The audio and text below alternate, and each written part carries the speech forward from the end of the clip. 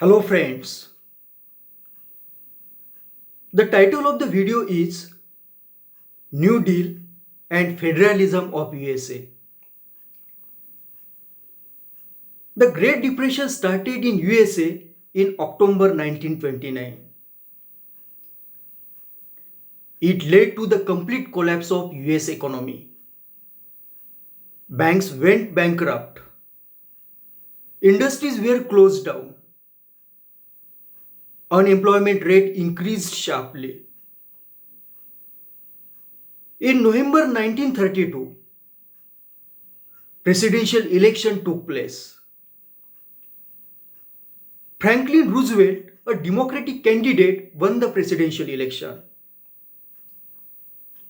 He was responsible to introduce New Deal to drag out USA from the Great Depression.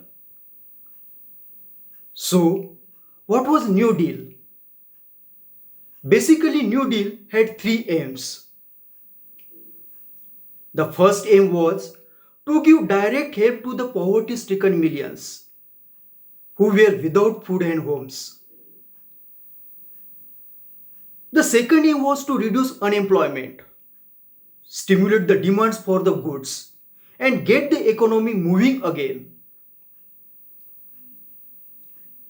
The third aim was to take whatever measures were necessary to prevent a repeat of the economic disaster. Now, we discuss the US federalism. Federalism is a system of government in which power is divided between the federal or national government and various state government. Now, we discuss the New Deal of Franklin Roosevelt and American federalism. As Franklin Roosevelt introduced New Deal to drag out the economy from recession, some of the state government resented the extent to which the federal government was interfering in the internal state affairs. So, many state governments went to Supreme Court against the federal government to get relief from the encroachment of federal government power over the state government. The Supreme Court ruled that the president was taking on too much power. Supreme Court ruled several measures of New Deal as unconstitutional, and this held up the operation.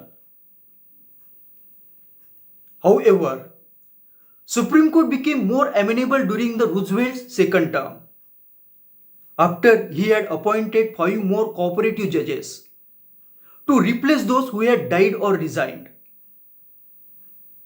So, now Roosevelt could easily impose his New Deal scheme and thus ignore the power of state government. Thus, the federal government began a power grab that has not stopped later on. To conclude, many times it is observed that the economic issues changes the nature of political structure. Thank you for watching my video.